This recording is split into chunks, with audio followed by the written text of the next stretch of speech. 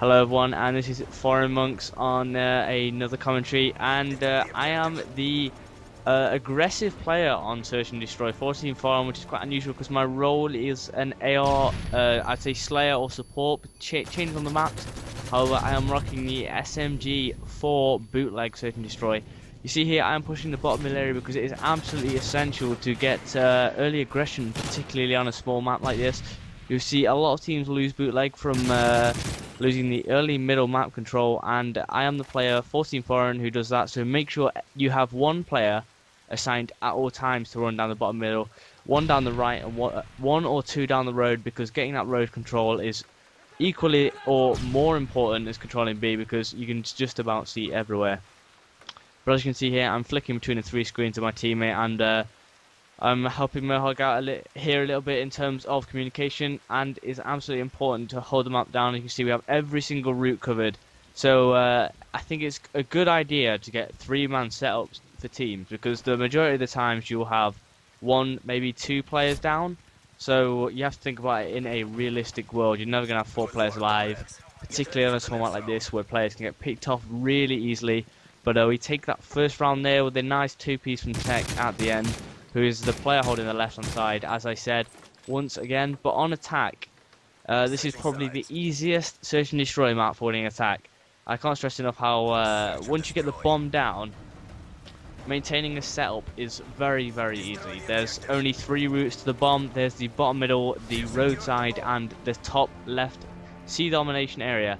So basically, once you get into the middle, as you see, I'm pushing the road right now to clean up the guy on road. Jake rushes the middle for our team with the bomb, and now we're going to go for a early plant with Mohawk. You see, I'm coming here. I get the stun on the top. Call it out to my teammates here. Say it's safe to plant because the guy is obviously not going to push the bomb after being forced back by that grenade. Mohawk gets the bomb down, and we're going to cut off every single route possible here whilst I push up to the top area. Mohawk watching the bottom mid, me watching the top left, and looking for the guy up top with Tech on the road. Mohawk manages to pick up the first kill and gets taken out. Bit of poor cover from me there, if I'm going to be honest, because I'd already let the guy get into the top area. However, I managed to clean up, and we win this round, so that makes it 2-0. I'd say the compulsory winning round is definitely the attack. On most maps, you sort of, it's like a game of tennis, as Jake once put it. You can either sort of break the difficult side and hold the easy one. Like I'll give an example here. Grid on Black Ops, the defense was so much easier.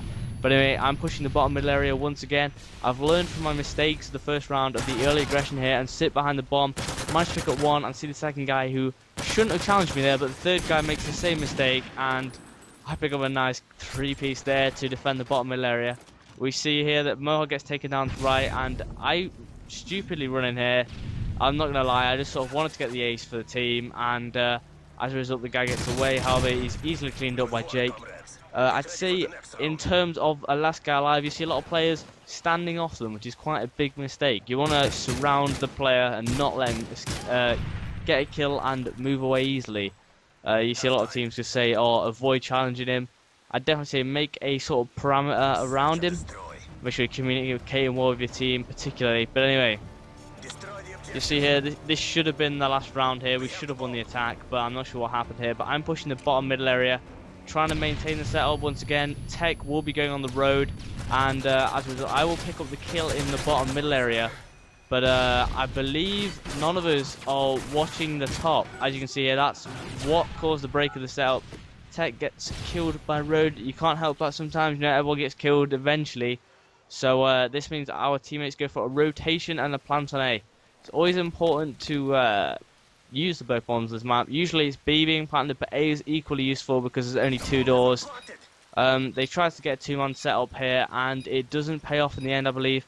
However, it was just quite unfortunate, as you can see from Mohawk's screen. The way that he dies is quite unlucky, if I'm going to be honest. But basically what you want to do on this map in terms of a setup is one dedicated to road on defense at all times, one on the right at all times, one free roamer between road and mid, and one pushing mid. It's really important you assign these jobs before. We've done it plenty of times. And on the attack, you want to have two rushing mid, one on the left and one on the road. Once that bomb is down, just hold the setup and it should be. However, there have been several occasions where sometimes you just get unlucky. It happens. Some teams just have, good counter strategies, whatever. They learn quickly. But you see here, once again, I'm going to be pushing that middle area with 2 on road and 1 on the right. I'd say on a map like Bootleg, using a close range SMG like the PP9 is essential. This isn't a map where pre-grenades are necessary. It's a lot more about intelligence and just generally outwitting your opponent. You see there, I poke out for a kill. Sometimes you can get away with that if you have the right cover, as I do. And I believe Techman just cleaned that guy up who's shooting me in the back. And there's only one guy alive here. We know where he is in the mini-map. And set up a surround. Take the map 4-1. I believe that's quite a good performance for an SND from us. We're not the best SND team. However, with the introduction of 2 out of 5 maps on the rule set, I think it takes a lot more practice, which we're going to be doing. Thanks for watching, and be sure to like the video and subscribe. There'll be many more videos like this, so goodbye.